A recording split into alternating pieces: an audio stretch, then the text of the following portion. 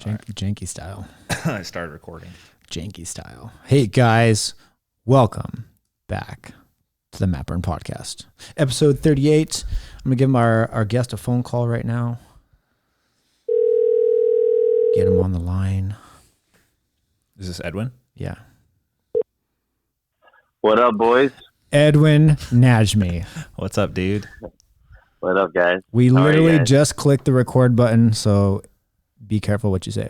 Yeah, we're live now. We're not doing intros anymore. We just call people It's not even and just live. start recording. It's not live yet. It's a recording. The mics are live. Yeah. Mics are hot right now. You're on the record officially, so don't be making any bold statements. It's all good, bro. I ain't got no internet persona. I don't fake anything. I'm always myself. So that's why you're the man, dude. That's why you've been slaying it. The universe has been rewarding you for your authenticity, I think. I hope so, There's bro. something going on with you. Finally. Right now, You have been a very consistent personality in the jiu-jitsu world. I don't feel like you use that. But I feel like Edwin has come into his own lately. Like a transformation has occurred within this man. He's become a hero. Tell us about your transformation, Edwin. Yeah, let's just start at the beginning. What happened? Who are you? You're born in a small village. I finally started training like somewhat hard, and I think that just gave me like this newfound confidence and swag that I had before. But it just like, I just found this like I already had confidence, but now I have just so much more confidence by just training with Homerow. So and wait, all these tough guys. Training hard makes you better? Yeah. Oh, what an epiphany! Take notes. Take notes. The problem is like, yeah, the thing is like, I'm kind of like I'm very talented. So like being talented is like awesome, and a lot of things come easy. But then when a lot of things come easy, you're like, man, like why am I gonna even train hard if I can not train and maybe even beat this guy? And then like when you beat a couple guys without training, and then you're like, oh man, this is kind of nice. Like how much better am I gonna be if I actually train hard? I've been telling Keenan the same thing for 10 years now. So bro, you're so talented. Keenan, yeah. If you just train hard for once, you could accomplish so much. But you know what though? Jiu-jitsu isn't all about that, because like if you just train super hard, you do lose your life to the training. If you commit yourself to it, it's true. Because it's not just the training time anymore. It's also the rest time. It's also your training time. Consumes your life. And then you're forced to just chill, and which is fine because video games exist, so you can like do something in your rest time. But for me, I feel like video games are just too toxic for me. And I feel like training super hard can sometimes force me in the direction of video games, which is a weird connection. but it's true. I can relate to that. Edwin, you're a pretty hardcore gamer, huh? Yeah, I would say Keenan might be more hardcore than me, but I would say I'm pretty. I'm pretty hardcore. You're a Fortnite player, right? I used to be Fortnite, and I transitioned to Call of Duty, Warzone. But I've always like just played one game, to be honest. I used to be like a big RuneScape player, and I was like a teen.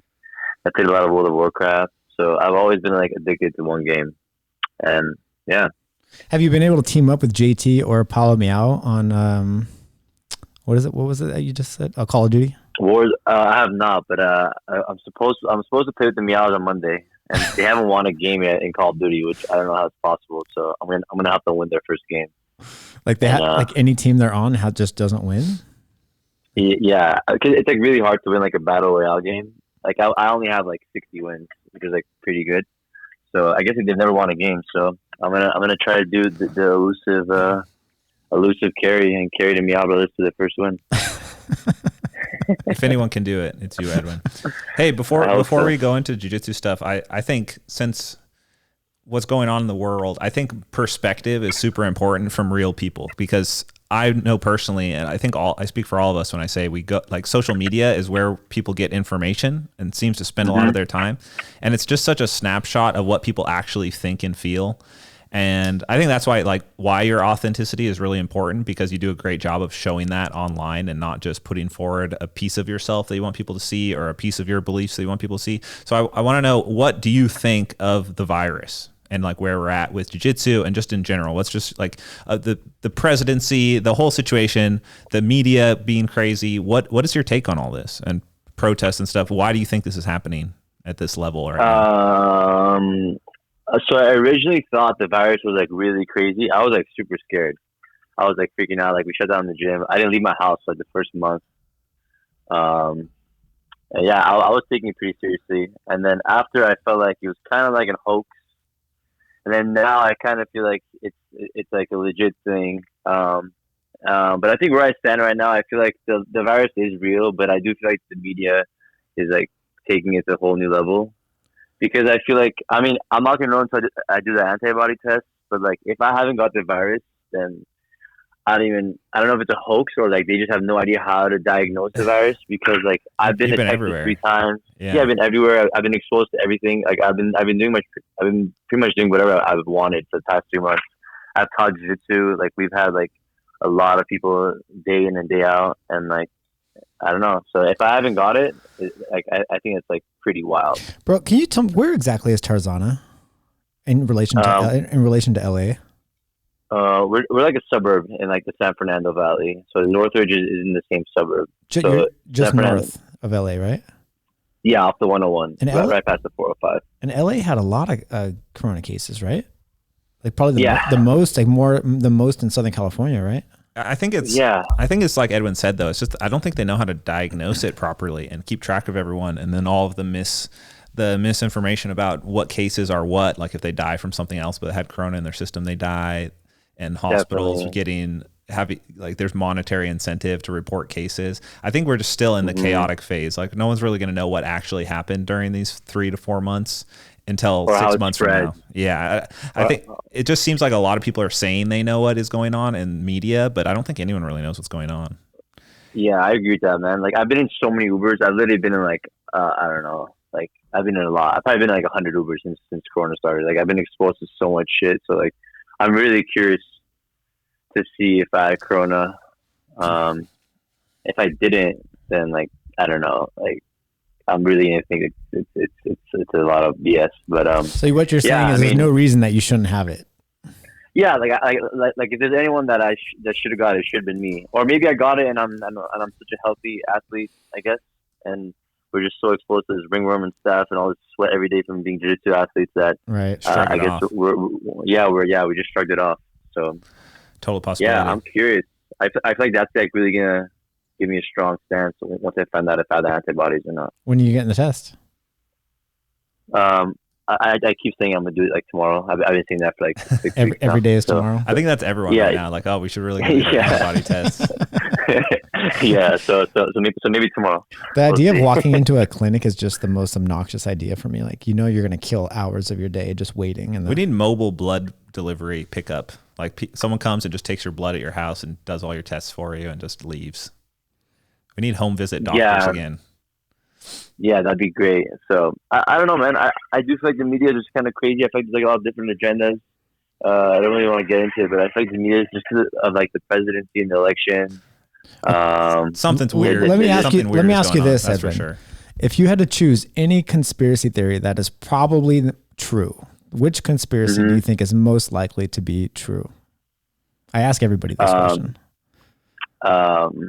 Of all the conspiracy, I mean, flat Earth, 9/11, like Epstein, the Apollo landing, Epstein, like all of it. Which one do you think is most likely to be true? I don't know. I feel like all that shit's kind of crazy. I don't really believe in like real conspiracies. I think those people are like wacky. Like Eddie Bravo was like sharing his shit all day. I'm like, bro, like you have nothing better to do. Like you just like it's like people that actually. It's like, go ahead. It's like people that watch like alternative like endings to, like movies and shows. I'm like, bro, what's the point? Like the show and movie didn't end that way. You know, people that do that. I'm great example. Yeah. Do you man. Do you believe Epstein killed himself? No, they obviously murdered him. Yes. That's not even a conspiracy. I think that's a fact. Like, you don't think that's a conspiracy theory? You think it's just a fact now? So who killed him then? Because I don't understand this either. Because I've put Epstein into the conspiracy theory camp as well recently, a while ago. Some people think he's still alive. But now I'm not a believer. Now I think there's definitely some crazy shit going on in there. It seems weird. Oh, for sure. It's all too convenient with the misdirection that is the virus has created. It just seems so unlikely. No, here's what I want to know is why is everyone concerned about the mask and And why are we not talking about the conspiracy, the pedophilia ring, the 400,000 missing children in the U.S. per year? Is it Wayfair? Is it the Wayfair thing? Is that what? Fuck, let me Google it real quick. I mean, we'll see what happens to the chick that has all the info in that Maxine, book. Right? Yeah. I swear to God, if she goes missing, I'm gonna be so fucking. I think that angry. would confirm it in a way. Oh yeah, like that's as much confirmation. 100%. That's as much confirmation as a confession from her. If she goes missing, I lose all faith. But then it's like, where do we system. go from there? Like if that happens, it's like, okay, who the fuck is doing this? How do we find them? Yeah. Who goes in there and tries to break that shit down? The idea that we have pedophiles in Congress or in the government is just extremely. I believe it though. I believe it because I do mean, too. you know, it's just like there's a bunch of old like weird people. You know, like they're just like so caught up in their job, and they just gotta find like, you know, like That's a great description of our government. Just a bunch of old weird people. Yeah. Well, they are. It's just like there's like these old people with these old ideas, and like they literally have to all just die out for like anything to change. Like I had a good conversation with someone I like respect a lot. Like his name's Dad actually, Neil. He's a really smart guy, and he's like, yeah, if anyone wants anything to change, we need all these old congressmen to just all pretty much die out and get all these new people in Congress, get new ideas in, because those people are always going to push their old agendas. Like shit's never going to change. Right. These guys are old as fuck, and they're making decisions for the future generations. No, it's a mob. Yeah, it's a mob. Mm-hmm. It's a mafia. So I've always said that. The government hopefully they won't murder me. Come back to this podcast if I ever get murdered. I think the point of it though, the whole point of the whole situation is people have to keep talking about it so that it doesn't become a reality that the government can kill people, get rid of people for exposing something like this, you know? We got to keep talking and keep the discussion open and be comfortable with speaking our thoughts and opinions to each other and not have the freaking cancel culture come in and shut down, you know, open discussion and freedom of association. That's another thing. Like cancel culture is insane. Like they're just fucking out to everybody too. I don't know. It's wild, the people who push Everyone's the culture, out to get everybody. They're out to get each other too. It's like, yeah, it's crazy. it's like there's just so much like crazy shit. I like really try not to get involved. I feel like if you step back and don't get involved, though, it's like it happens around you anyways. So do we sit back and just watch, or I think we at least need to talk about it and try. I just want to hear other people's opinions because I don't really talk to people except the people that are in my immediate circle. There's nothing wrong with talking about anything. We should be talking about everything. The problem is people don't know how to talk to each other without being complete assholes. Yeah. Condescending. Judgmental. People take everything insulting. personal too. You know, like, we can have conversations, we can disagree, but there's no need to start calling someone an inconsiderate piece of shit asshole because they think of something different. I think that only happens though on short form conversations like Twitter and social media and stuff. If you actually if you actually can have a conversation like this with someone, it's so much, no one's just going to be like, well, you're an idiot, shut up. And then the conversation's over. It's like, no, you're sitting here at the table with someone and you have to communicate with them for a certain amount of time, where both of you can kind of hash out your ideas and try and actually understand where each other are coming from. And then an observer can make a objective opinion about it. Right? Yeah, no, definitely. I agree. Like Twitter is like the most insane social media. I barely even tweet. I just have it just so I just like literally just read about people just arguing. It's like the best thing ever. It's so crazy. Incredible. It's just like a game. They've just turned it into a social drama game. Twitter's unbelievable. Like the Twitter threads are crazy. They just go off, and I literally just like. And they're infinite. Yeah, they're literally infinite. Any tweet you go on about anything, you can just scroll forever. Do you fuck with Twitter? Yeah, I just use it to search Elon's profile and see what he's doing. I only use it. I only use it when I want to talk shit to the mayor of San Diego.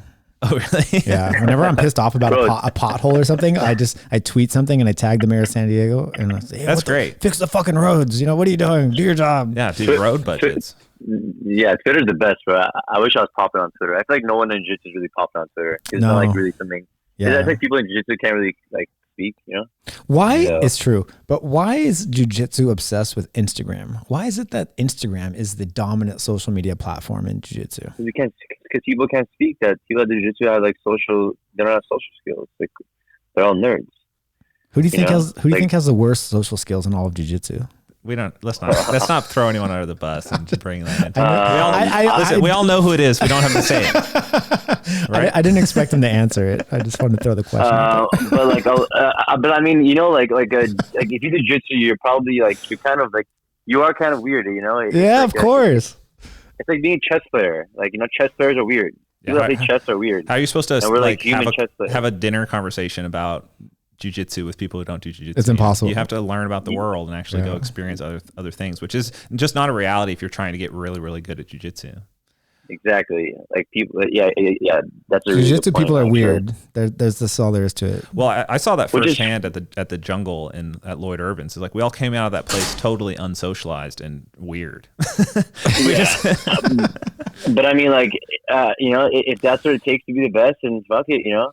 Yeah, I'd rather be weird and get good and then be cool and not good. I guess. I think everyone who's in the top 10% of any sport is probably kind of weird, right? Definitely. Definitely. I mean, anyone who's an overachiever. Elon Musk is weird.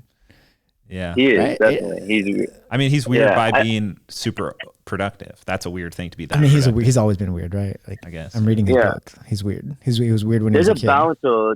There's like a point in your life. I feel like I had that where like I realized I was like, all right, like I need to like balance my life. Like I can't be all about jiu-jitsu anymore. I'm gonna take a step back. Like I think in my second year of black belt, I kind of like shied away from like being jiu-jitsu all the time, and I was like, all right, I really want to like balance my life. Like I want to hang out with my normal friends again. I don't really want to have like too many jiu-jitsu friends. Like I don't want to just think about jiu-jitsu all day. How many very close friends do you have that have nothing to do with jiu-jitsu?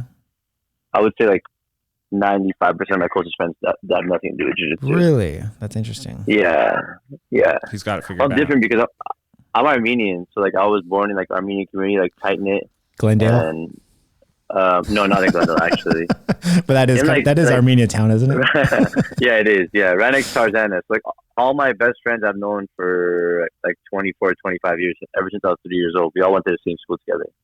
So nice. That's good, I would say like 90% of my friends are Armenian.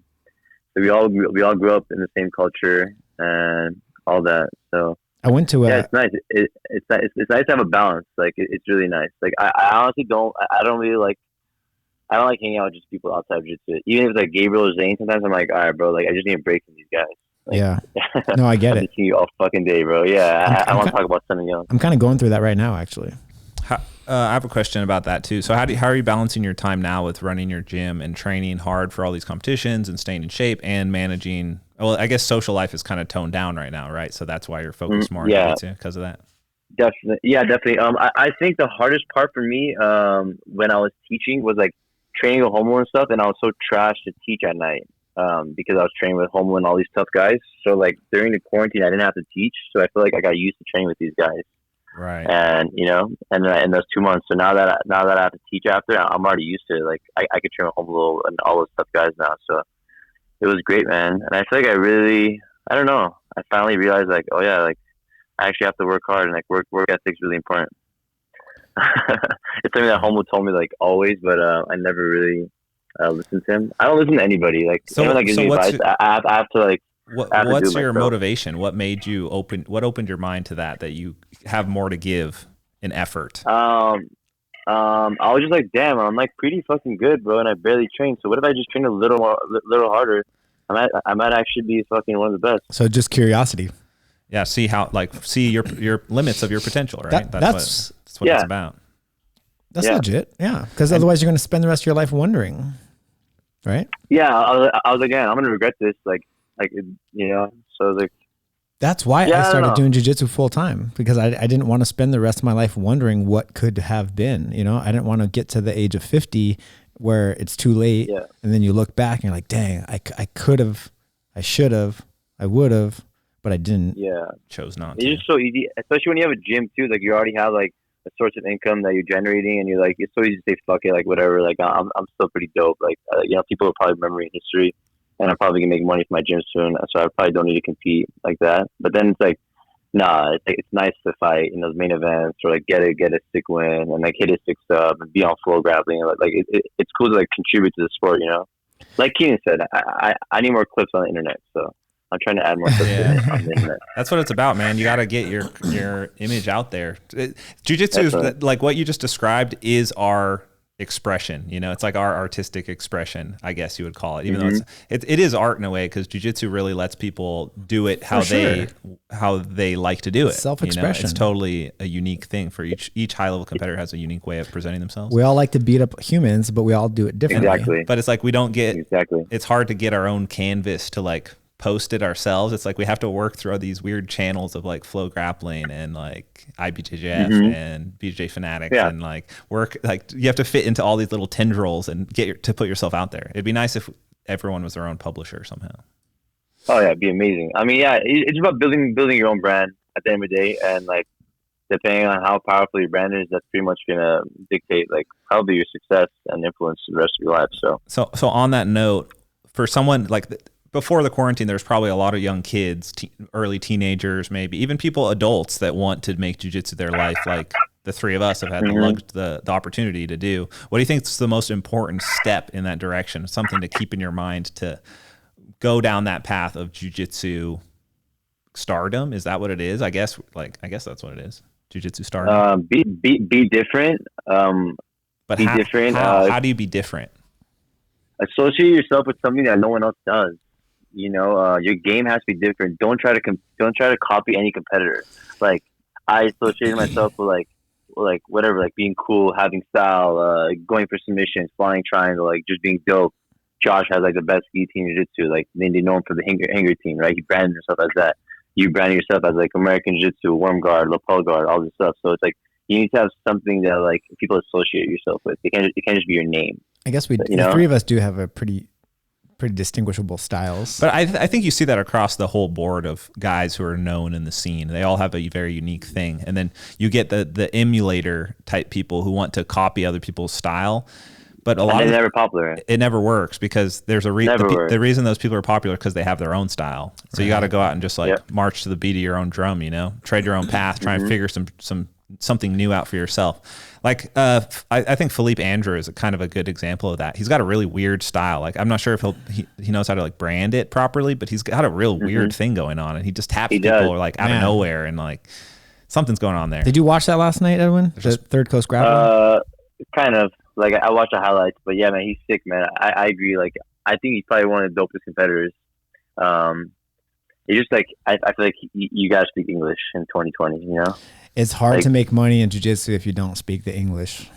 Yeah, just the brand. It's just like it is tough. Yeah, it is tough. It's super important. Or if you're shy, if you're super shy and you have a hard time like putting yourself out there in terms of marketing. Yeah. Yeah, and I think even for like Americans, like if you learn a little bit of Portuguese, like Brazilian people will love us. But like like Mike and Musumeci has so many fans because he's obviously sick, but he speaks Portuguese and fucking Brazilians love that shit. Yeah, so that's just point. Like catering to both cultures. I guess. I think Galvao's main fan base is actually in Brazil. He said most of his followers are. If you look at your Instagram stats of your followers, it's for most people over half are Brazilian fans. Yeah, definitely. Like even my page when I'm putting AJJ, that's why I get so much hate on it because all my like a lot of my fans are Brazilian. When I put AJJ, they leave comments saying how it's not that. No, yeah, no, definitely, man. Like I actually like talked to Flo about AJJ for like 40 minutes, so I mean maybe that'll come out soon. It was cool. Oh, cool! You actually cool interview about that. Oh, cool! They recorded I'd like to hear your thoughts on that. I want to see that when it comes out. We were just like talking about American Jiu-Jitsu with Reed. It was pretty fun. Where's Reed been, man? I haven't seen him around. What's he doing? For those who don't know, Reed is the video guy behind Flow Grappling. He makes all the cool highlight videos. I thought Ryan is. I thought Ryan. Ryan's gone now. Ryan works at AOJ now. Oh, what? Really? He quit Flow and went to AOJ? Interesting. Yep. That's a weird He's like move. the head video guy now. Oh. Yeah. Interesting. Yeah. Kind of a weird move. I was like, all right, cool. So Edwin. He was like, yeah. It's all right. Your last win was against Kishino, right? Mm-hmm. It was a ref decision? Or did you finish? I didn't see the match. You got a submission. No, I finished him. Oh, you did? Triangle? Rear naked choke, actually. Nice. Face crank. So you have the belt right now? A Fight to Win belt? No, I just keep taking a picture of the belt and I keep saying I'm the Corona champ. I'm trolling. I'm actually the Nogi 185 champion, and I'm never gonna defend the belt. That's right. Yeah. That's because that's what Seth keeps messaging me about. Yeah, he's like, "You want to fight Hanger?" I said, "Bro, I'm 165 pounds, bro." Well, how did you win that belt? Though? Who did you? I fought DJ. I was like a little bigger, I guess. Like DJ. I fought DJ, and I beat DJ. I took his back. Didn't finish him because he has like a fucking no neck. He has no neck. Yeah, exactly. But I had his back for like 7 minutes. It's his jaw, actually. Yeah. His jaw is just so big. It like locks down onto his chest. There's no neck entry. I miss training with that crazy guy. He was so fun to train with. He's a cool dude, man. He's a cool guy. He's smart as fuck too. Yeah, he's a smart little guy. He's sharp. He used to beat everyone in chess. Really? There. Yeah, no one could beat him in chess. Oh, that's interesting. Yeah, he was really good at chess. I would like to challenge DJ to an online chess match. You know who's also really good at chess is AJ Agazarm. Really? Yeah. He's really good. Interesting. Also, I mean, maybe he's not really good. Maybe I'm just really bad, which is a total possibility. But he seems like he knows a lot about chess and wins when we played a few times, which is kind of funny. Hilarious. Yeah. Yeah. What did you? Were you going to ask him something there? I lost my train of thought. Yeah, I was working towards something. So who's your next fight then, Edwin? What do you got coming up? I don't know, man. I'm down to fight anyone that's like my weight. But like, man, you've been on a grind lately, right? I every other weekend I see you out there. Yeah, I'm down to fight, man. Like that's what keeps me motivated. Like I'm not gonna train hard if I don't have a fight. I'm just being honest. Like I need to have like a goal. I need to have like and like when I'm hot, like right now I'm hot. Like I'm feeling good. Like I gotta just keep it going. Just like I'm really good at like gaining momentum. I think Keenan. I think we talked about this before. But like you just gain momentum when you're good, like during a competition season. So right now I'm like feeling good. And I just want to keep it up because when I don't have fights, I just like stop training hard or like party or something, and then I'll lose my mojo, and then it's so hard to gain that back. So I'm down to fight anybody, man. 165, I think that's a good weight for me. I can't really get bullied at that weight. What do you weigh right now at this very moment? I'll step on the scale right now. Oh, this is the live scale. You just got on it. That was instant. 170. Nice. Oh wow. And I ate like shit last night, so it's like I weigh like 168 after training, 169. I'm super light right now.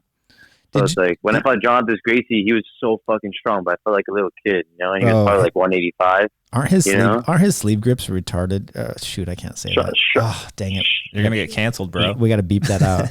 Dang it! His grips are crazy strong though, huh? Sleeve grips. Strong as Gab ever fought. Yeah, seriously. I lightweight. Yeah, insane grips. Yeah, he does gi pull-ups all the time. So, because I did a breakdown on that match on Flow, and I couldn't understand how, because it seemed like you had one more submission attempt than him in that match. Yeah, I thought I won. Well, I don't understand. No, do you know what? I thought I won. What are the rules? Seth said I won. I mean, I think he would have won under like a IBJJF rule set, but like in this submission rule set, I think I won. But like, I don't know. I'm never gonna like. I want to finish people. So like, if I lose by decision, I'm never gonna bitch about that. Like, it's whack. You to win by decision and lose by decision. So yeah, whatever. I didn't see the match, so I can't comment. But I do know that the difference between a strong submission attack and a weak submission attack in fight to win is 4 points. Yeah, so a weak submission attack is 1 point. A strong submission attack is 5 points. I didn't know that there's a metric for that. There when is. I was breaking it down. So there are. I mean, if you think about it, there is a point system. It's just invisible. Yeah, that makes it tough to keep track of. Though. They write it down.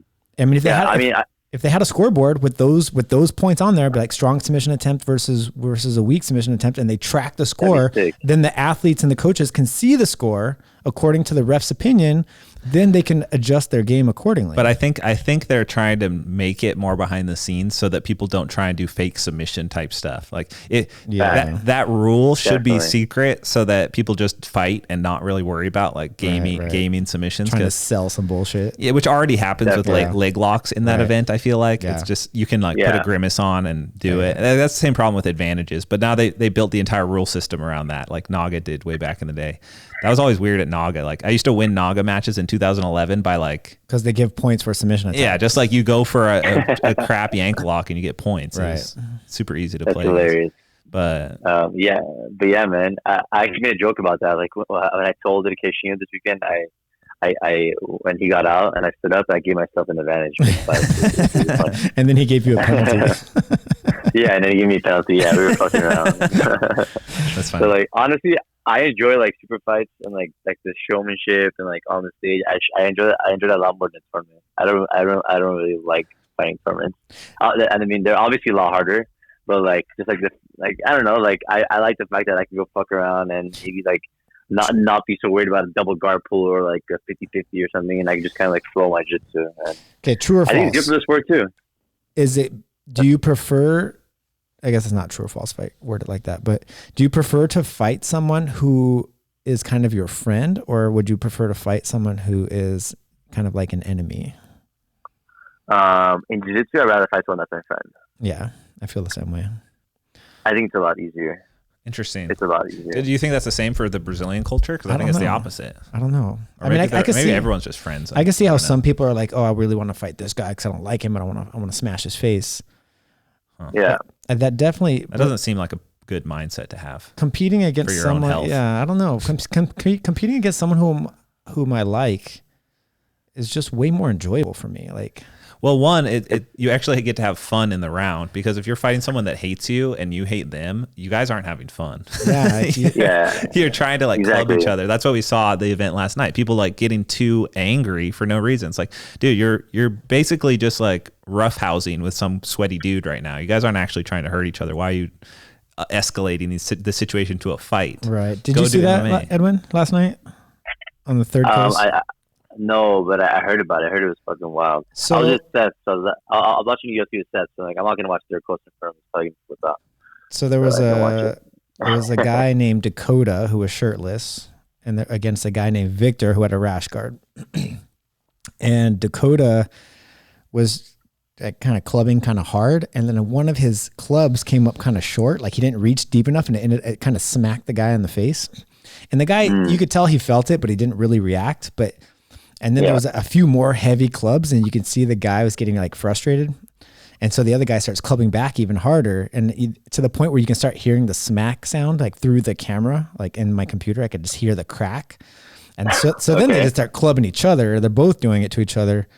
And then at one point, Dakota, the shirtless guy, they go out of balance, and Dakota kind of had a single leg or something, or he was shooting or something like that. And then they stood up, and Dakota gave him like a little shove in the chest. Oof. Just a little one, nothing crazy, but definitely unnecessary and uncalled for. Like that they were done. The scramble was over. They were resetting.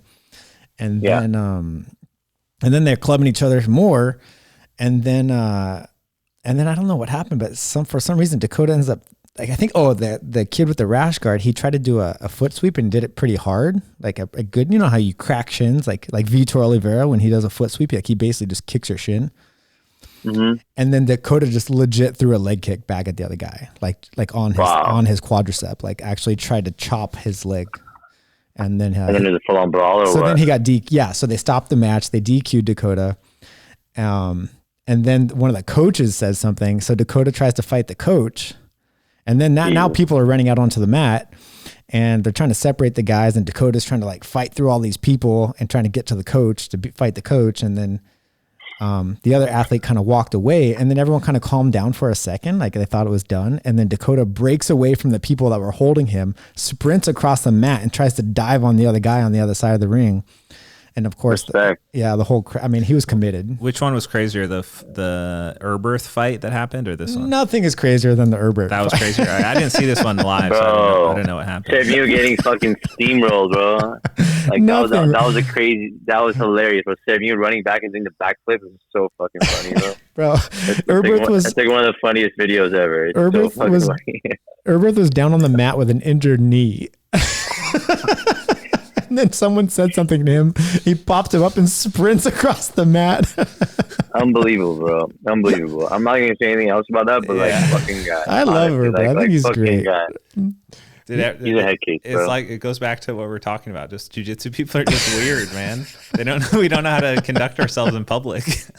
They're fucking insane, bro. Yeah, that's why, I train jiu-jitsu. I fucking compete jiu-jitsu, but that's about it, bro. I don't want anything else for your own safety. You got to disassociate off the mat. Edwin, have you ever almost been into a fight in a jiu-jitsu match? Like, has anyone ever like pushed you to the limit, where like you were getting super frustrated? I don't. I want to say yes, but I can't recall who. But like, I like told the guy like, yo, what the fuck? Like, you know, I think like one time the guy like scratched me like twice on my face. I'm like, bro, what the fuck are you doing? Hey, like, you know. Okay, so I'm gonna drop a name right now, and you let me know if you ever had an experience with this person, because I'm sure you have. But at Nogi Worlds, okay. I had an issue with Asher. Oh, remember Asher? You were talking to me about him. He's my boy, bro. He's my boy. We're all good. We're totally cool now. Like, he came to my seminar. They call him Walmart Najmi. Yeah. It's all good. Like, we don't have any problems or anything. Bro, I hashed that out, bro. I was fucking Switzerland in that situation. Remember that? I was like, yo, bro, Josh, it's all good. He's a cool dude. Yeah. But you told me, you're like, yeah, I know how he fights. Like, I get it. Like, he fights dirty. You're like, that. You told me, you're like, that's just how he is. Well, he wasn't doing it to you, or he wasn't doing it intentionally. He's like, that's just how he fights. And then you hit him with the little crotch punch after you beat him. The triple X. Was it triple X that used to do that? That was fucking dead. That was disrespect. I was like, damn, bro. But I mean, I guess in that situation he deserved it. So I'm like, fuck it, whatever. I think he poked my eye at least 8 times. He just kept fingering my face. If somebody pokes my eye, I'll fuck him up, bro. Like, yeah, I don't know if I'd punch him, but like, I'd be fucking. I was getting so angry at that constant eye poking. Like, I can handle getting clubbed, but stop poking my fucking eyes. And then one time he pulled guard by grabbing my fingers, and that really pissed me off too. Actually, he grabbed my fingers a lot. You're just trying to get a dub. Yeah. No, we talked about it. It's all good. He explained to me he was going through a hard time, and he was just like trying to fight as hard as he possibly could. And I respect that. No. So it's all good.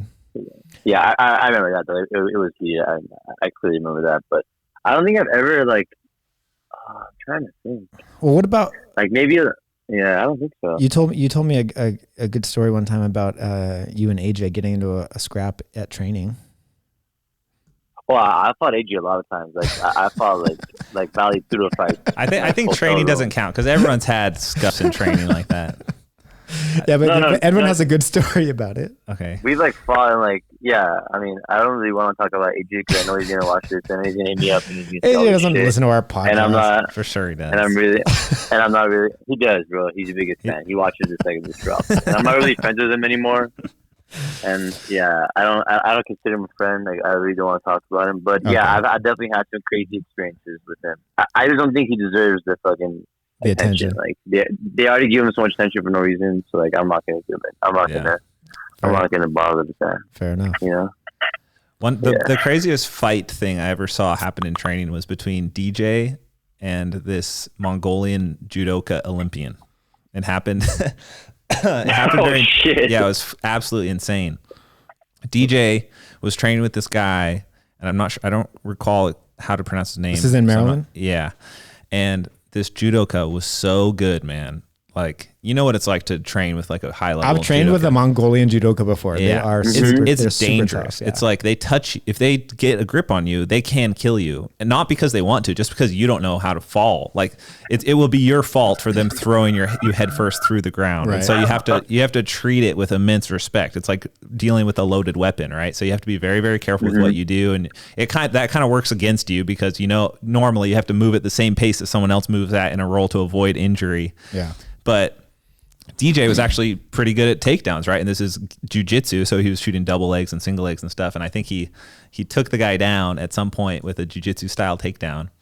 And the Mongolian Olympian let out this like a kiai. Yeah, like a yell, a yell of intensity and determination for what he was going to do next. Was a Hadouken. And he bounced up. And he just started going wild with like every throw imaginable, like just hitting all the off balances with the foot sweeps into Sayonagi. He's like really trying to throw DJ around. And then he threw DJ and he threw him off the mat. And so he like flew off the mat. It was like partially on the ground. And then DJ got up and just sumo wrestled him out of the mat and into the metal bleachers and just like had a cross grip on his collar and like brought him down into the metal bleachers and like pinned him in between, like in the step part of the bleachers. Where the feet go? Yeah, where the feet go. And they're like 2 layers up and they kept rolling in between the bleachers. And DJ eventually finished him with a cross choke in the bleachers. It was the coolest thing I've ever seen. And it was like the most intense. That guy. Yeah, it was like the most intense jiu-jitsu fight on the mats I've ever seen without no punches being thrown, but you could still tell there was like some serious malevolence going on from both sides. Did they ever read? Yeah, right after they just went back to normal. They were all good. Yeah, that's hilarious. Sometimes it's good to squash it. It was less of a fight. Like that was just the culture there. Like we would never stop if we went off the mats. It's just part of it because of ADCC style rules and stuff. They were always about doing that kind of. That's how homo is, bro. Homo does that shit all the time, bro. Yeah, the mental toughness aspect. Yeah. And I'm like, okay, like yeah, just keep going. Whatever, sure. That's something that Perez used to do a lot. Right when I first came to Autos, and Perez would run people off the mat and just keep going on. That was from the. And I was just like, what is this guy doing? I was like, what? Yeah. Why? What? Stop. We had a really weird mental toughness training thing going on over there. There was all sorts of stuff like that. I do get it. But it's at a certain point, once you're off the mat and on the hardwood floor for 10 seconds, like maybe stop. Yeah. Maybe it's time to stop. Yeah. Like I get it. Yeah. Finish the scramble until it's established. Dude, one time Mike did that to me. We went off the mat and someone had left mine. It was I know what yours. Yeah, it was dude. I almost died. It was my glass jug. It was this massive glass jug, and we fell on it, and the thing broke beneath my body. Yeah, and I thought I was gonna get up and just have like glass sliced open through my abdomen and leg. But luckily, I had a thick judo fly gi that protected me like a suit of armor. It was the top of your knee had hit the top of the jar where the cap was. It just went straight in. The jar itself just crumbled and just broke into a bunch of pieces. But the cap is what protected Keenan. I get crazy anxiety when I see glass bottles next to mats now. It was a traumatic event for me. Yeah, you shouldn't bring glass bottles to the mat. Like we had Julian at our gym. I think you've shown this before. Keenan. Yeah. He used to always be this Mountain Valley, bro. This Mountain Valley fucking green glass, whatever, big ass jug, and they literally crack like every week, like 4 weeks straight. And then home was like, all right, bro, like fucking. People instinctively put them as close to the mat as possible too. This is this massive glass bomb. Exactly. It's just a landmine waiting to get falled on. It's terrible. Every time, bro. They made a house rule after you broke my jug, and there's no more glass allowed. Yeah, good. By the mats. All gyms, no glass. Don't let glass be at your gym. Well, what's messed up is that Dom Bell always had a glass jug, and that's where I got the idea from, because the water just tastes a little different when it comes out of glass. Yeah, it's good. It tastes nicer, I think. So much better. I don't know why, but it does. There's no extra flavor being added by some plastic particles. So Dom had been bringing the glass jug for over a year, and I brought a glass jug in the first week, and these guys crushed it, and then they made the rule, no more glass jugs, and then Dom was like, what the fuck, man? Edwin, do you supplement a lot? Are you into like hardcore supplements and like staying on top of that side of things, or you just eat whatever you want kind of and just train hard? I definitely take I don't take like a lot of supplements, but I do take like the few supplements that I do take them routinely. Like I take my multivitamin every single day. Soft Fit, obviously, only the best. Sorry, fighter's choice. I use honestly, like people don't realize how important a multivitamin is. Like I take a multivitamin every single day before I sleep. It's life changing. People are gonna think I'm crazy. What do you feel? You just feel good, bro. You recover so much better. You sleep so much better. You rest. Like it's a game changer, because when you sleep, you're depleted of nutrients, and the multivitamin essentially replaces those nutrients. So interesting. That's an easy, quick win. Just take a multivitamin. I don't take a multivitamin. I take a bunch of individual vitamins. I've been thinking about this more lately because of. You gotta take a multivitamin. Yeah. You gotta take that. I guess you never know what your body's lacking, and so the multivitamin will top yourself off. Yeah, it covers your bases. Exactly. Bases. So I take a multi and I take my protein. So I drink like a whey protein shake every night with my multivitamin every night, and then I'll drink aminos after any workout within 15 minutes. Oh, so you're on a schedule. You're doing it. You're doing the whole thing. Yeah, I'm doing it. Before I used to fuck around, to be honest, and the last probably 5 months maybe, I've been taking it routinely, and I've noticed I'm a lot healthier. Like I don't have too much acid reflux. Like everything's just better, recovering better. So it definitely makes a big difference. I would say, but I know how hard it is, and I'm so bad at routine and eating the right thing and probably taking this supplement every day. It's I have to literally put it right next to my bed. I have to literally have the protein in my bathroom, or else I'm gonna forget to take it. So what exactly do you put in the protein shake? Because I make myself protein smoothies every day also, and I only have two basic smoothies that I make myself, and I'm pretty sick of both of them, and I would need some new ideas. I literally only drink protein, bro. Just protein and water? Yeah, protein, water, and 6 cubes of ice. I just chug it. Bang. Done. That's it. Yeah, on my last, like before my last game of Call of Duty, at probably 2 a.m. I just go to the kitchen and make my protein shake, and I'll just drink it during that game, and then take my Malta, and yeah, man. I don't get much sleep anymore. My sleeping schedule's fucked, man. I sleep at 3 a.m. and I wake up at 8. Yeah, it's horrible, bro. Yep, been there. I've been working through that lately.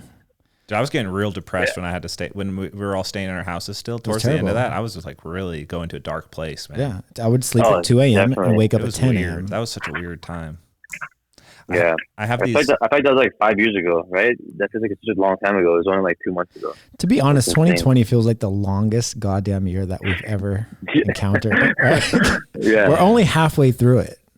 Dude, I really think all of this crazy chaos it's just because so much stuff is changing at such a rapid rate that we're seeing the effects of the things that are changing, and I don't think any of us really have the ability to comprehend how AI is integrating into our lives without us realizing, and all of the data getting tracked and how we're getting served content online is it's so new the way it's getting presented to us, and it's so catered to what we like and things that we don't really even know about ourselves. I think it's just fucking everyone up, and everyone's just on edge about that. I could totally see how that would throw off a society as how we were originally getting our content on social media and stuff, and now that there's some AI systems just tracking your eye movements to know what you like, and serving you ads and comments that it knows you're going to react to intentionally to keep you on their platform longer. That's got to affect the society as a whole. Just create this instability. Social media is playing a huge negative role in how we interact with each other. Is it playing an equally positive role too, though? I don't know. I don't think it's equal by any stretch of the imagination. Social media is horrible, bro. It's the devil. It just seems like it's not helping. If you have issues, which a lot of people, I think, so I think in the past, not a lot of people believe in mental health and mental issues, which and then I think social media and all this stuff made people believe in it. Yeah. You know, and if someone doesn't like their life and they watch someone do something nice in life, that makes them feel even shittier. So I think if you have issues, social media definitely makes it a lot worse, because then you're just oh wow, this guy's living pretty carefree and problem free.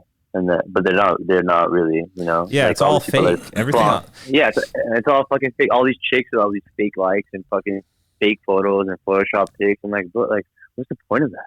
I don't get it. You don't make money off of this.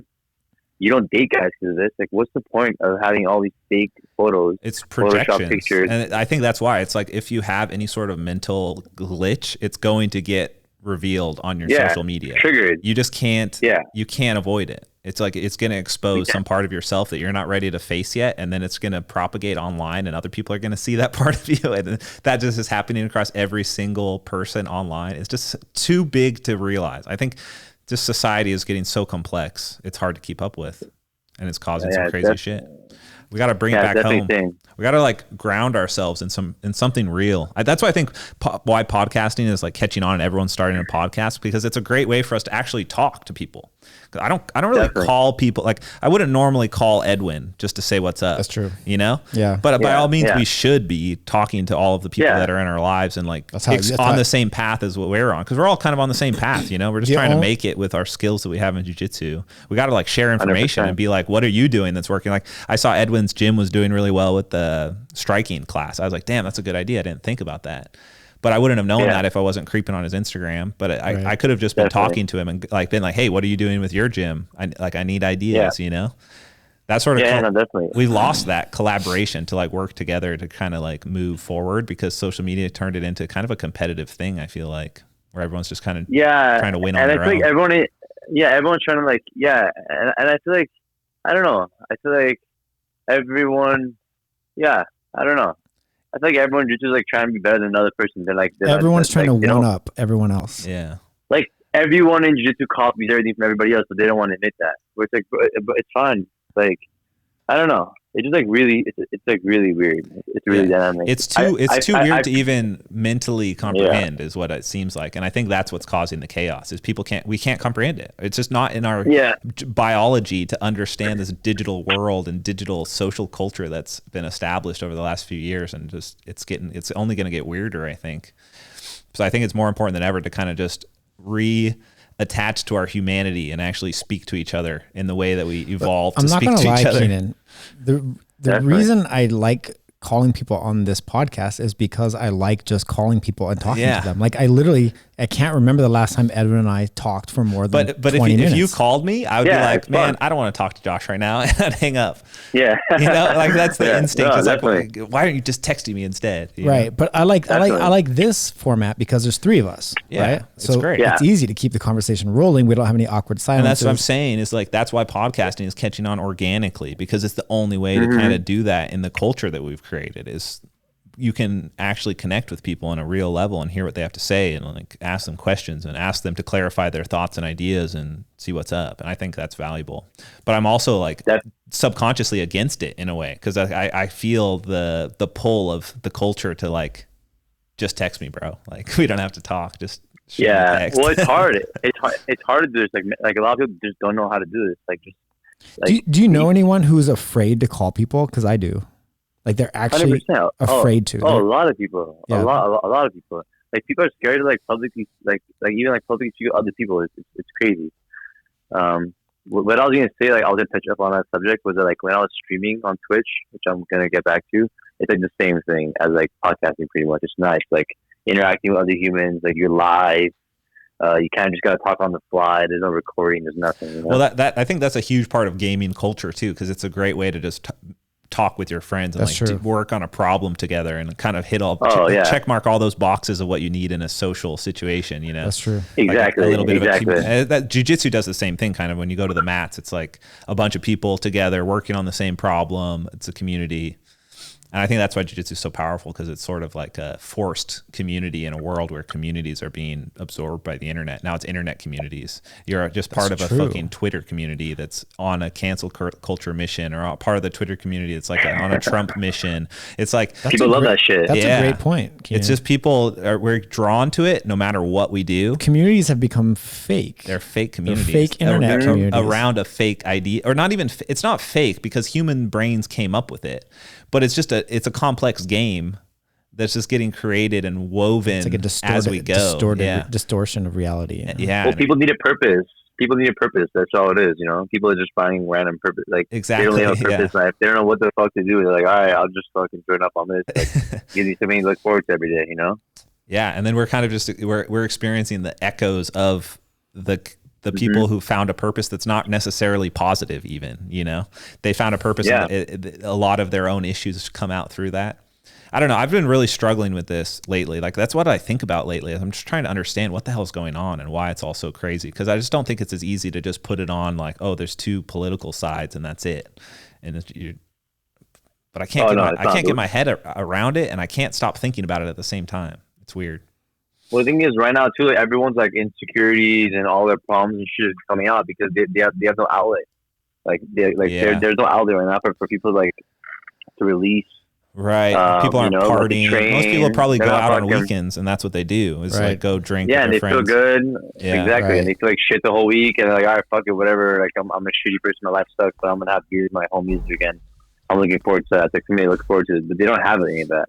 But I think that's when like the protests happen. People are so fucking like filled up and like pent up energy. All these issues and shit. It's like fuck it, like we're gonna go burn shit and fucking loot shit and destroy shit. Like, you know, I think that's how that shit got so. It wasn't even about the BLM or anything. Like it wasn't about any of that. People were just so fucking built up. They were just down, just go out. I agree. And isn't it frustrating that it seems so obvious to us individually, because everyone I talk to has that same opinion, kind of, that it's definitely not what it seems, and it's kind of obvious what it is in a way, but it's not being talked about. Because why can't we talk about it? The only way it ever gets talked about is in long form discussions like this, and that's why it's cool to that's why Joe's podcast is so big, because he actually talks about the real shit, and it's not just a headline. Yeah, definitely. Very bizarre. I think like they were just trying to use it as like another like a political distraction or whatever, and then I think people just kind of got over it. So they're like, fuck it, all right, back to COVID. Fucking cases are going through the roof. Anything to distract from the pedophilia ring in the government. Yeah, man, shit's fucking wild. Also, they hate Donnie, so they're trying to take Donnie out. So anything to Donnie, you got him, Donnie. Donnie Trump, Uncle Donald. we're on first name basis now. Yeah, that's honestly what tipped me off to or not tipped me off, but really made me second guess it. It's like, why is there so much pushback on that. Like, how is it really that bad that everything that he's done? It doesn't seem like it. Like, I was looking up, I was like, okay, I don't understand politics. I'm going to actually go look at like what policies he put in place that were so bad. And I'm looking through, and there's like some environmental shit that's really bad. There's some like abortion stuff that's like definitely not in the right direction maybe. But overall, it doesn't seem like, it's not like he's destroying everything. People just love to bitch. And at the end of the day, it's like fucking your president's not going to fucking change, like, whoever's president is not going to change anything in my life. Like, my personal fucking goals, like, it's my fucking hard work. Stop blaming the fucking president. Stop collecting your fucking unemployment. Go get your fucking lazy ass and go work for your shit. You know, like, fuck, bro. You know? Most of the time. Sorry. Let the man rant, bro. Let the man rant. Yeah, Keep going, Edwin. No. And then, no, because, like, this is, like, the only topic I talked about. Like, and then people are like, oh, you're entitled, bro. You can't say that, all this shit. And I'm like, bro, how am I fucking entitled? My parents literally came here as immigrants in the 80s with nothing. My dad literally had no money. That's evidence of the American dream, dude. It's working. Yeah. My dad had a store and he lived in the store for 5 years, like a carpet store, just to fucking make it. Like, I don't come from like wealth or anything. My parents made everything they had. So it's like, yeah, they just worked hard. This is like only 20 years ago. I'm not entitled for shit. I'm not from a wealthy family, you know? So it's like, fucking go work hard, bro. Stop fucking bitching about all this shit and just go do your shit. Like, people are literally more worried about what the president or like other people do online more than their fucking actual jobs. Yeah, if you want to change the world, you got to start with yourself. So what most people fail to realize is that the president will not really affect your life in any meaningful way. Maybe Trump did, only because he gave everyone a stimulus check, and but I mean, compared to the policies of your city mayor or your city council, those people are going to affect your life way more significantly. It just seems like a cop-out to me. It seems like you're just shifting a lot of blame and not really taking accountability for more. There's a lot more. There's way more going on than one dude. It's like, oh, that's the bad man. He's responsible for it. The government can literally override anything that he does if they wanted to, right? They just need the two-thirds. What is up with the Supreme Court giving away half of, what state was it? They gave Oklahoma. back Oklahoma. Yeah, they gave back like the east side of Oklahoma to the Native Americans. They honored a treaty that wasn't being honored. Wow. There was an old treaty that they had failed to honor. So what is that? And so like Tulsa is in there, right? Isn't like Tulsa is now part of that country? Is it a new country? What is it? Was it territory? It's just territory. No rules. So it just functions the same way. Like there's no law there. Is that real? Is that happening actually? Is there half a state is now under a different rule? I have no idea. Or is it? It's under. I think it's under federal rule. It's just not under state rule. So it becomes like DC then, right? Is that how DC works? Bro, I don't have any. It's a district. It's not a state. Well, is that even true? Like Native American lands, like so. They make their own rules. Like there's like literally no rules. Like that's why they're the only ones that have casinos and all this shit, because like they don't follow the rules. Keenan, like they have their own shit. So Keenan's gonna find out. He's typing away. Let's see. Yeah, Oklahoma. crazy. Was it Oklahoma? Is that what it was? It's Oklahoma, yeah.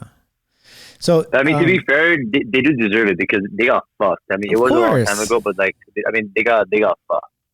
The U.S. government failed to honor so many treaties that they had with the Native American tribes. I just want to know what happens to the city of Tulsa. And what, how laws work there now. So just because since we're talking about Tulsa, I don't know if you guys have HBO, if anyone listening has HBO, but Watchmen is a fucking fantastic show on HBO. And actually, I want to ask you guys about this. It's shocking. It's absolutely shocking how many parallels there are with that show and with what's going on in the world today. And I don't understand how that happened because I'm sure this show was written years ago. Right, because I had a girlfriend who worked in she was a script writer for the movie industry, and she was telling me the scripts that she was dealing with were years before the production could even begin. Right, like the script exists years before any kind of show can be created. So if you watch The Watchmen, it's such a great series, but like it's all about hyper racial tension. It's about massive anti-police sentiments. The police are forced to wear masks on their faces to protect their identities because everyone hates them and they want to protect them. Like there's just massive amounts of parallels with what's going on in society. Maybe it's predictable in a way. Like I'm sure stuff like this has happened before in other cultures. Like This has definitely happened before. This kind of unrest over a government. It probably follows just the same the face mask thing. It probably just follows the same pattern each time. The massive anti-police. Okay, it says right here. It's crazy. It's weird. So there's an article here. It's really weird for a lot of criminal attorneys apparently, because now all of their cases are like not relevant anymore. Or they're under a different jurisdiction. Like he had a client, a Native American, who can't be legally prosecuted in the state of Oklahoma. So a lot of these attorneys were already leveraging the treaty, but it wasn't being upheld. And so that's why it went to the Supreme Court, it looks like. And so then the landmark decision by the Supreme Court, which ruled in a 5-4 vote that much of eastern Oklahoma remains part of an Indian reservation. So it was an Indian reservation, like you said, a treaty that wasn't upheld, and now it's just been enforced. And so I guess some laws were in place. The state had jurisdiction over it, even though they shouldn't have, based on a treaty. And now the state has no criminal jurisdiction over the land. Home to nearly 775,000 people, so almost 1 million people. Wow. Are now not under jurisdiction of the state, and I guess they're under jurisdiction of the federal government. Or otherwise, it's like, who takes control of that? Is there going to be another warlord that pops up? Where's Lovato's gym in Tulsa? Lovato should take over. Where's Lovato's gym? It could be. Let's see. Is it in there? Lovato. Never been to Oklahoma to be. Actually, I have. I'm just kidding. I drove through it one time on the way to the East Coast. I taught a seminar there. What's his gym called? Lovato. I don't know. Lovato Washington. Yeah, it's in Oklahoma City, which I don't know if it's in East. I think Oklahoma. his father had I don't know, an academy or something. Nice website here. I've actually taught a seminar in Tulsa, Oklahoma. Now that I'm thinking about it, I have. That's hilarious. Yeah, there's so much crazy shit going on, man. How many seminars did you last year? Let's say last year. How many seminars did you teach last year, Edwin? I haven't taught a lot of seminars in the past, like probably a year and a half, I would say. You haven't? I was like I was like working on the gym, and then I kind of like, you know, seminars are like, oh yeah, like we'll pay you less. You want to do it? And I was like, no, fuck, like I'm not down. Yeah.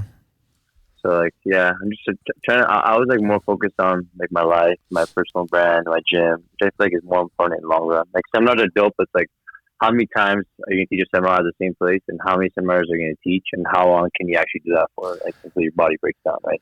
Yeah, like it's an investment in an asset that will persist, whether you're there. Yeah. At a certain point, it'll persist whether you're there or not, would be the end goal. Yeah. Where seminars are attached to your time and travel, which...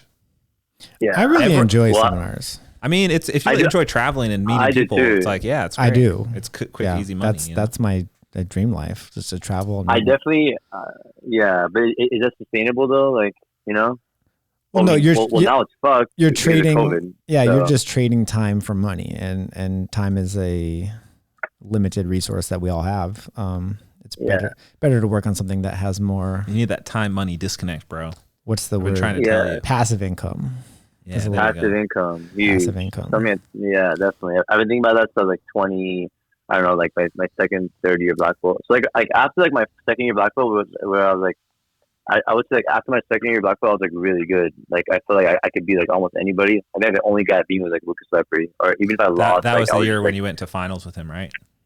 Yeah, my first year. So like after that, I was like, all right, bro. I was like, all right, like, I'm just gonna like work on my life and like need to work on my gym and like work on other things. Like I'm already like pretty good. So like I think that's why like for a couple of years like I wasn't like the best because I kind of like didn't train hard. I just kind of took like a backseat on my training and kind of just like I was like, all right, let me open the gym. Let me think about my future. Let me just like enjoy my life a little bit, and like I can always come back to this. Yeah, I want to come up and train with you guys again. Me and you only ever got that one like 5-minute no-gi round together, but. It was insane, bro. I have it in my Dropbox. I just sent it to you. Oh yeah, let me see it. I haven't seen it in a long time. I don't think I ever saw it actually. No, I think Joseph was there with me. I don't remember. Edwin, send me a link to that. It's a crazy. I will. I'll take a clip out of it. Put it on the Instagram. Tapped me with the reverse omoplata, fucking guy. Oh, did I? I thought for some reason I remembered it. You tapping me. I don't remember. No. It's like I kind of like gave you my back, but we didn't train in the gi, bro, because you're the gi master. I know. I like the gi is where it's at. And what are you? I'm also the gi master, dude. I like training the gi way more. It's just more fun. Yeah, I hate no-gi. No-gi's so whack to me. Like I hate no-gi. But when we were training, you were all about no-gi. I remember asking you. And you were like, I'm just kicking ass at no-gi right now. I'm just gonna stick with this. I remember. But now you flip flop. No, Yeah, I mean, like the problem is I can't be an artist. I'm not an artist in nogi. I'm good at nogi, but I'm not an artist. I was gonna say, man, you got some pretty epic nogi wins. He does. I'm good at nogi. Like I'm good at like 5-6 moves nogi, but like in like I have like 3. Think about it. I'm an artist with like 3 colors. When I'm an artist in the gi, I have like fucking 20 I've been saying it brushes. wrong. I've been saying it wrong. I've been saying that nogi is more. I've been saying gi is more complex, but Edwin put it so much more eloquently. You just have more tools. It's more colorful. You got more colors and more brushes to do stuff. Yeah. Bro, yes, bro. There's fucking brushes. There's fucking. You can make your own colors. You can make your own brushes. Yeah, exactly, bro. You can do all that shit. Yes, so I think, like, yes. That's You're speaking really to my heart right now, as an artist. I love it. I don't even disagree. I feel comfortable because you can control. I don't know. I feel like I can control gi so much better. Like I understand. Maybe just from my experience. Like no gi. Like I can't. Like no gi. Anything can fucking happen. Like like in the gi that doesn't like. Someone can't really surprise you in the gi. They can, but like not really. Like I don't know. I feel like you surprise a lot of people in the gi. Yeah, but it's because it's new stuff though. Like if maybe, something that's like unexpected, sure. No, it's because Edwin can jump a flying triangle from literally any position at any moment and any time during a match. But even still, it's like in the gi, it's like if Edwin puts his hand in your collar, if you watched him fight before, you don't know where that triangle's coming from, but you know the triangle's coming. And a lot of times that's enough to stop it in itself. And that's kind of what the gi is. It's like you don't necessarily know exactly what angle they're going to come at you with their attack, but you know the attack is coming. Right. And nogi, it's like you don't have control over what they do. It's like they're just going to do whatever to you, and you just have to do whatever back. But it's just kind of like all offense only. You don't really literally all offense. Yeah, there's no counter grappling really. There's some counter wrestling, but like in the actual grappling part, it's pretty hard to do counters. I feel like, but nogi guys would be like, well, you're not good enough at it. But I've been doing both. Nogi is either a very boring forehead to forehead.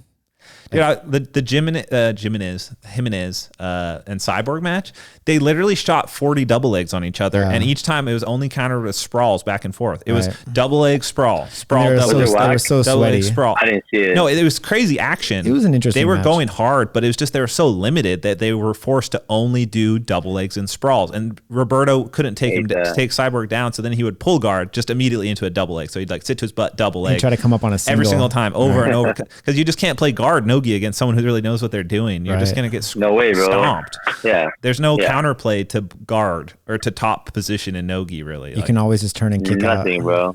I mean, some people who are super good from there. Obviously, they can make those things work. But in an even match, and the match is even, the guy on top just has such a significant advantage.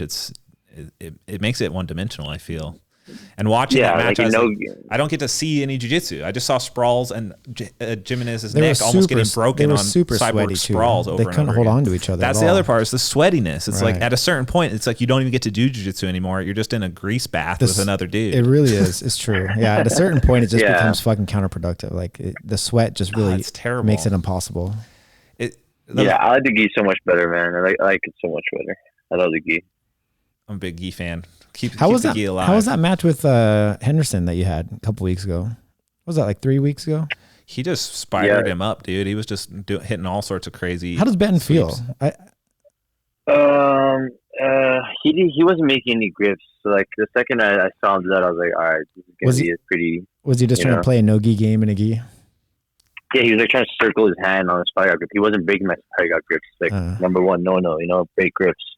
So like I knew like the second like he wasn't gonna break grip, like I was like, all right, I'm probably gonna do whatever I want to. Isn't it funny that something that should be so fundamental of just like grip fighting and understanding the importance of breaking grips and how to break grips, they don't do it, it's a high level thing. Like it's fundamental, but it's a high level idea that people are unfamiliar with because it's just not taught in the traditional jiu-jitsu system.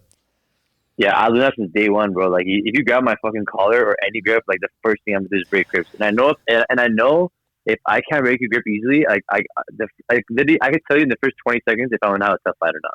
It's crazy. like with Jonathan. When I fought Jonathan, I couldn't break his grip, bro. And I was like, fuck, I know this is gonna be an annoying fight. Yeah. When Keishu grabbed me, like I'm not kidding. I think if I can break your grip, I'm like 95% sure I'm gonna submit you if I can break your grip. I'm that confident. The difficulty of the grip break is a reflection of how hard the match is. Dude, that's why the lapel guard is so good, because you can't break the grip. Yeah. So if you know how to work with that grip, even though it's unconventional, it can't be broken. So that's a huge inherent advantage. I actually worm guarded someone the other day in training.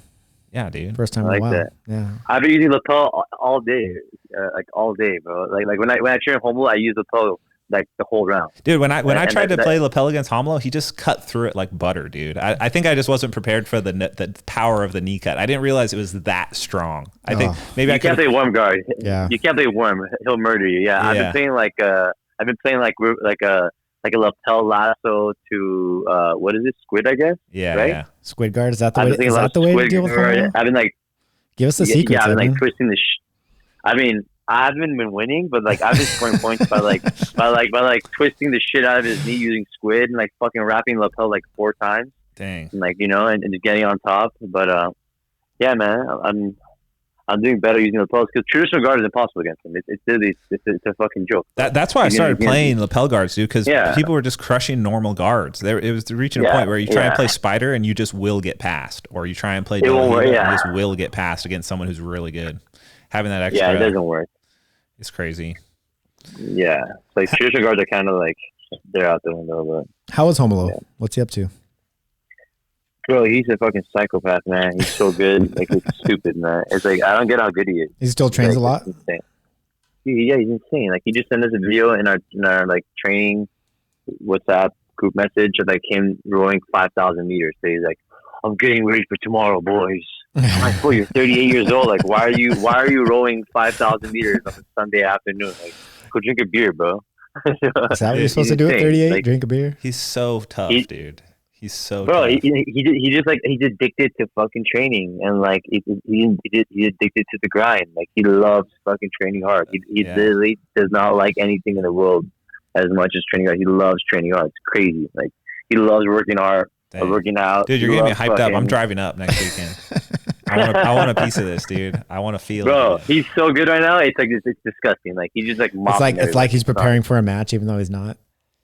Yeah, dude, I'm like, bro, like, why do you do this? We were all preparing for Worlds. We were all preparing for Worlds up there when I was over with you guys, and he just like put us all to shame. I was just on the mats. I just left Autos. I was like, I'm like a freelance guy right now. I just get to go to all these gyms and like show people I'm tough, and I get to have some like good rounds in gyms. And then I rolled with Homolo, and he just crushed me, man. Like just over and over and over again. And then I think I had one good round versus him, and then he just only references that one good round I had versus him. He's like, oh, you killed me. He's like, no, I didn't, dude. It was like 1 to 10 or like however many times we rolled. That's what gives me hope for jiu-jitsu long term. Like guys like Homolo, Josh, Galvao, who can just keep going.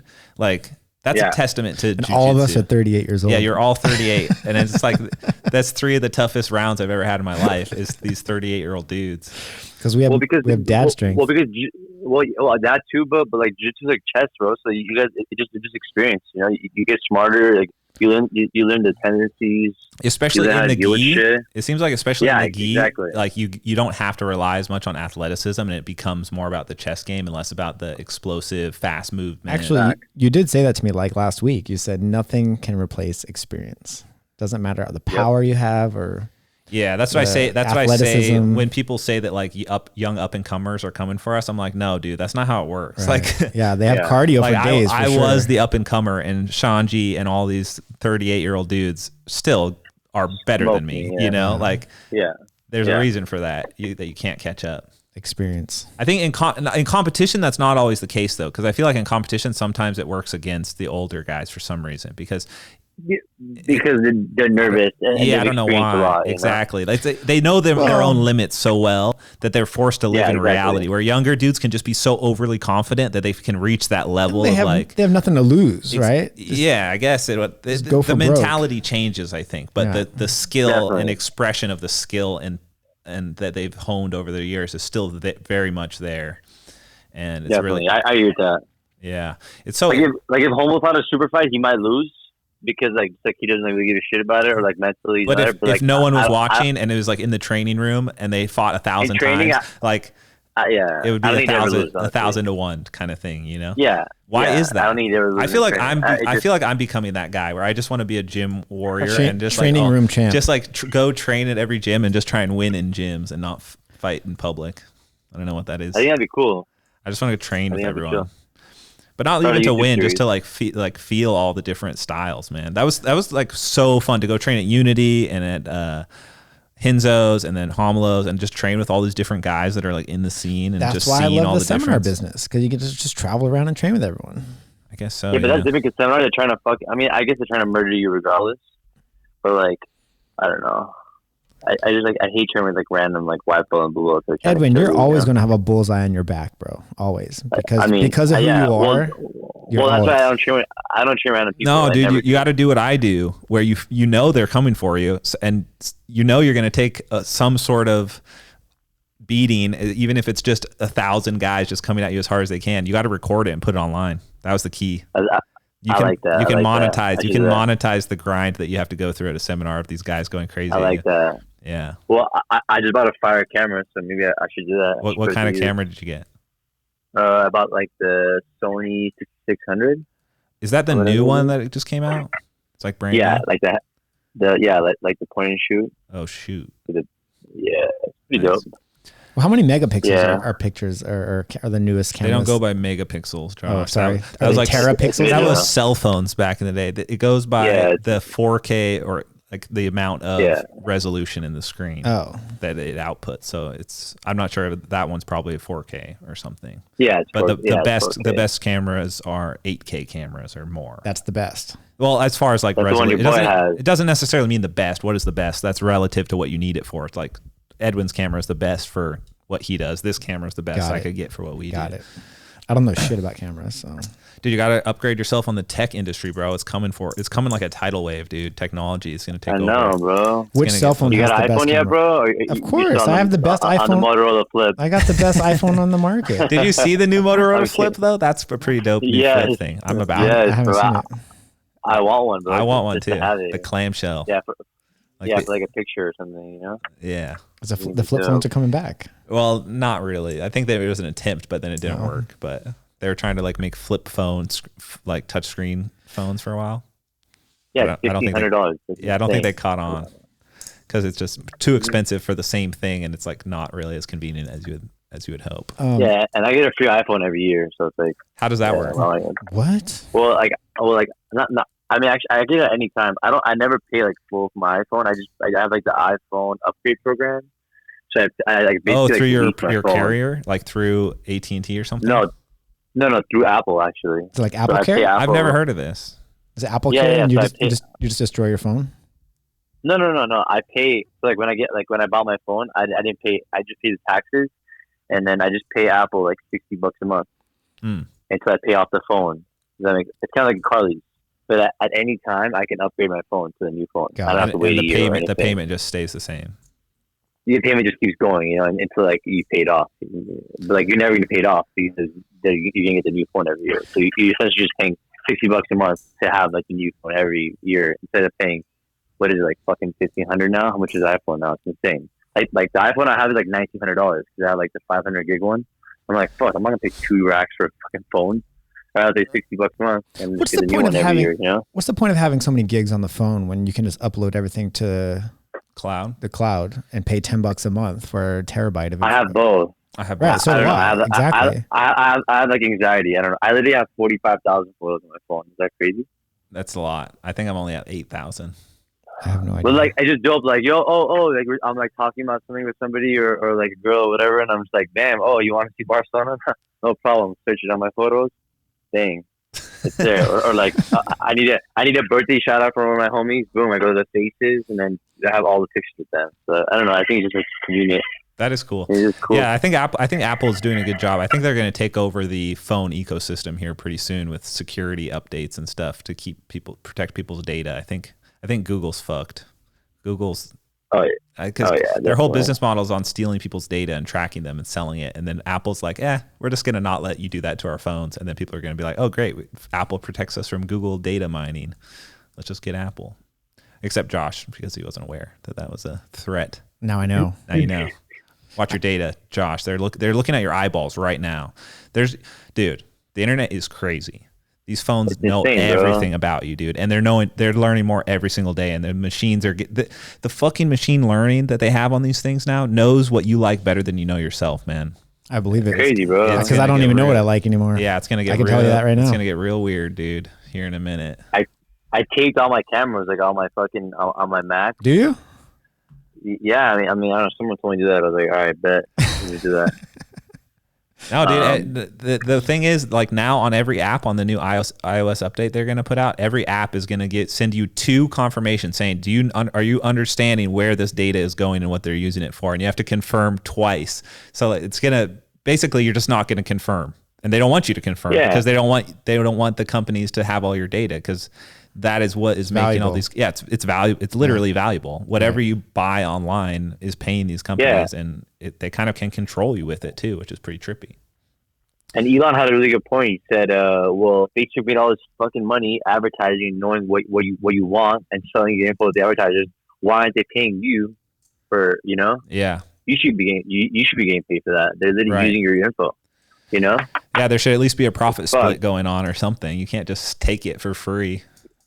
You can't just follow all my footsteps for nothing. Like, what the fuck? But I guess they would argue that, well, you use our platform and you enjoy that, so that's like value because you're on Facebook or something or on Instagram. But yeah, but it is insane. Like the other day I was talking about a deodorant, like a random deodorant, like that. I was like, random topic. I was like, yeah, man, I literally can't wear fucking gray shirts because I fucking sweat so much.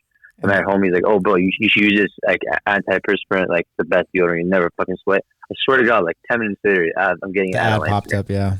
Yeah, and I'm like, what the fuck? Yeah, it's trippy.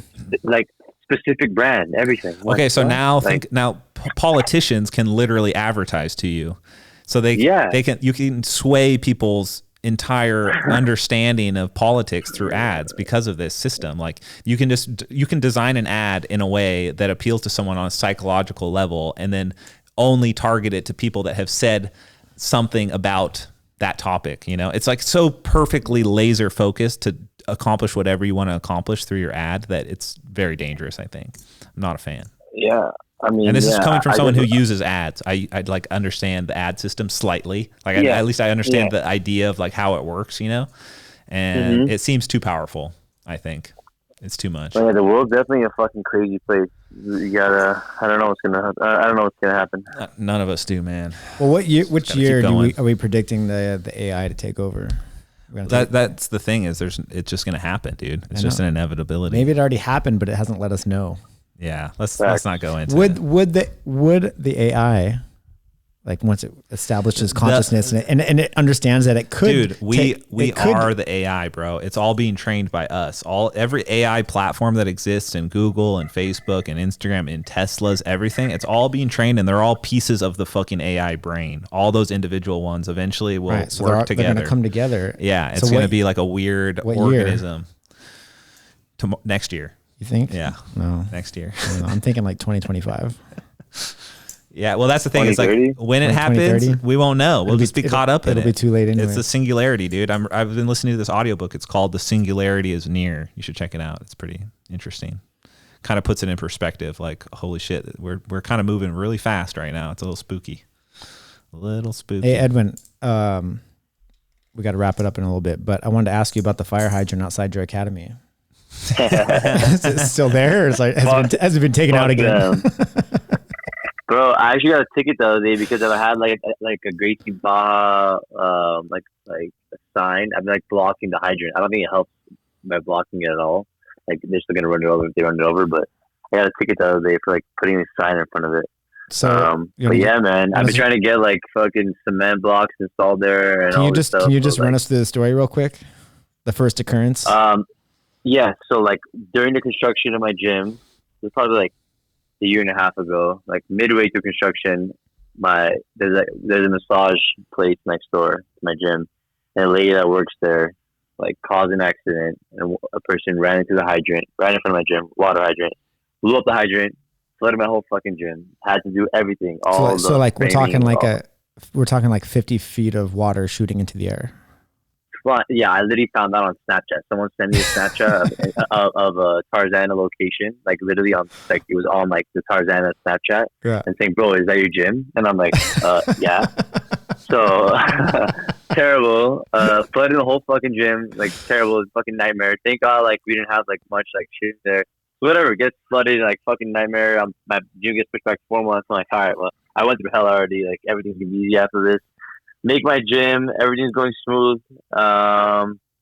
And then like 4 months into my gym, I think I'm at Polaris in Manchester, fucking warming up. Random guy texted me, "Hey bro, I'm from Chicago. I'm in front of your gym trying to visit, but it seems like it's flooded."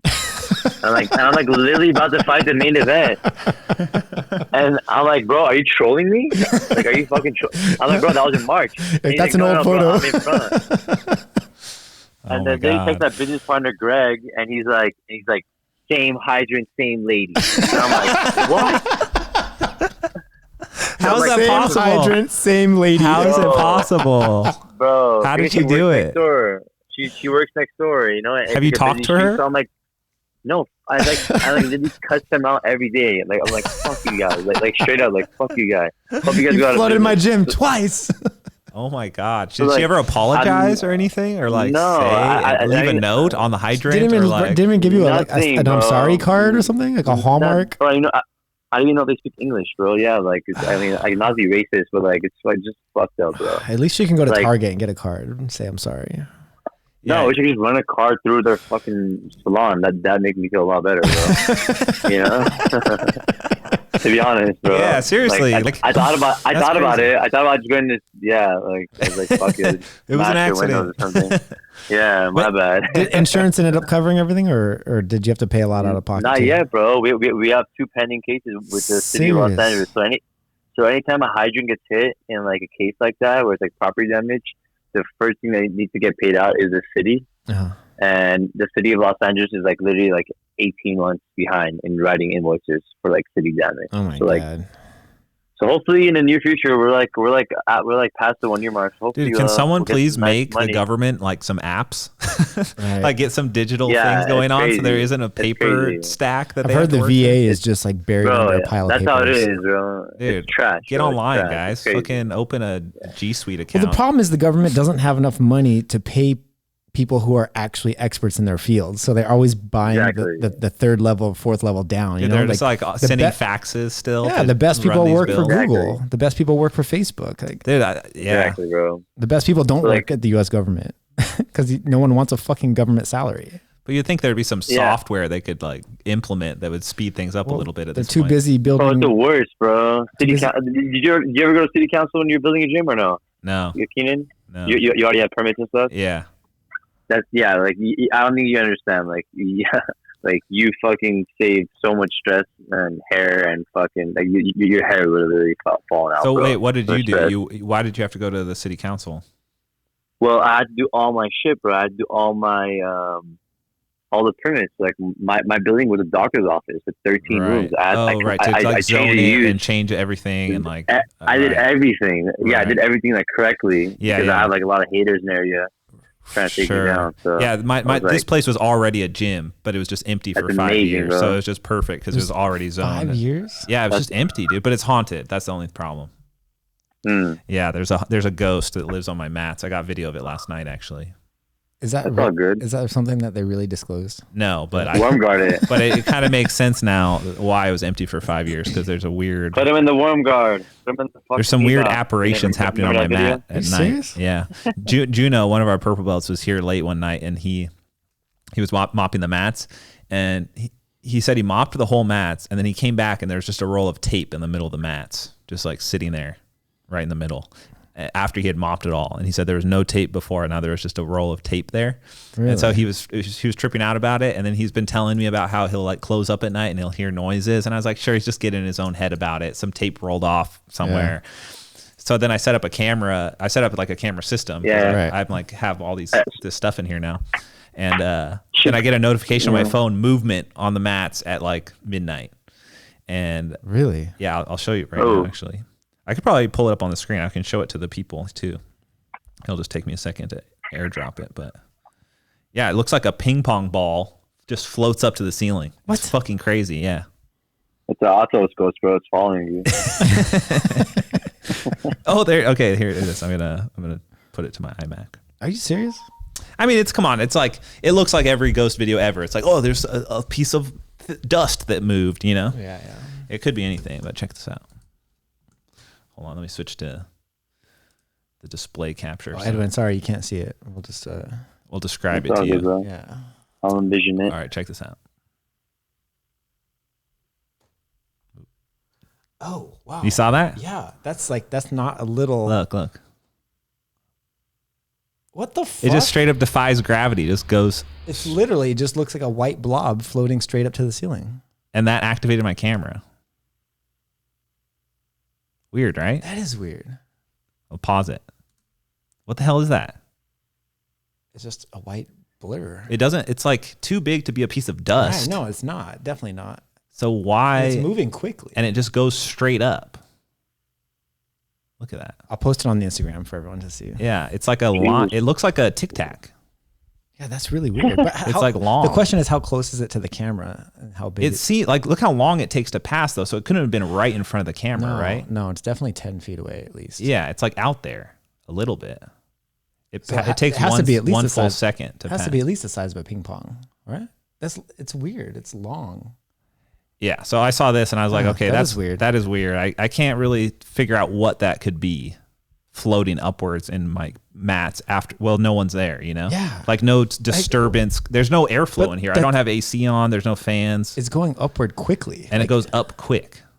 And yeah, it's not like it's just floating up with the breeze. Like There isn't a breeze. All the doors are shut. I don't have fans installed. I don't have an AC system in there. It's like velocity. Yeah. It has weird. both velocity and magnitude.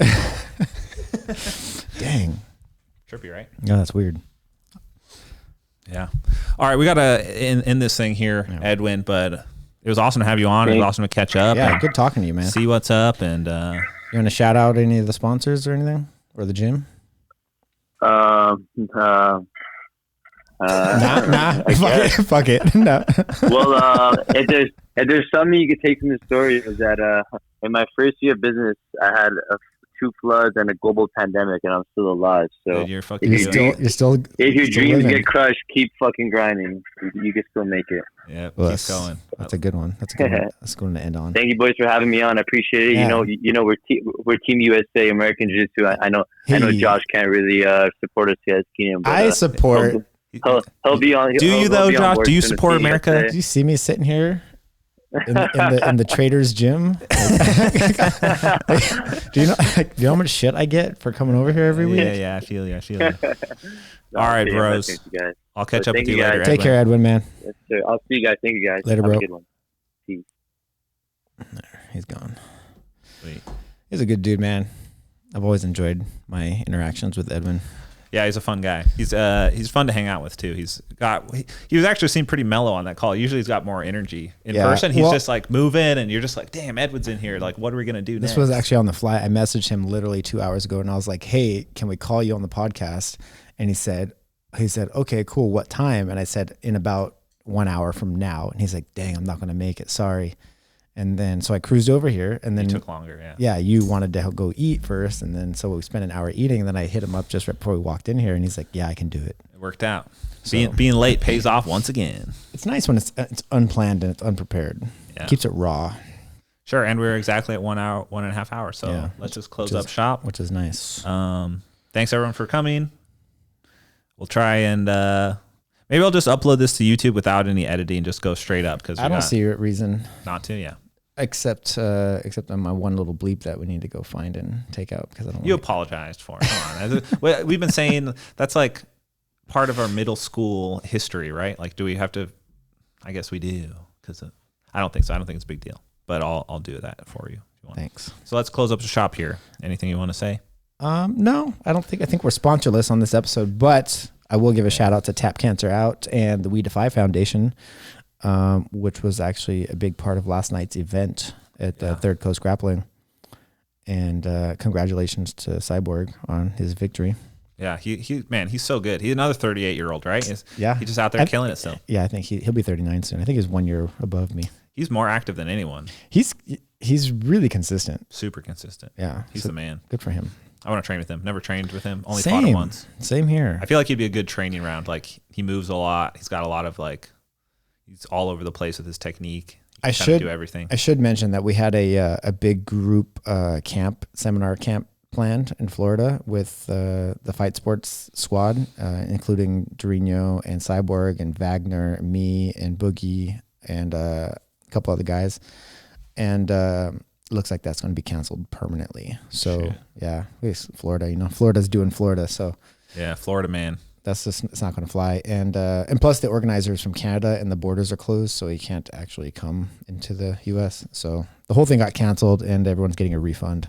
So I apologize about that. However, me and JT Torres and Christian Woodmansey are getting together in August in Philadelphia for a little weekend seminar situation. So if you guys are in Philly, want to check that out, hit up Christian Woodmansey at Logic Philadelphia.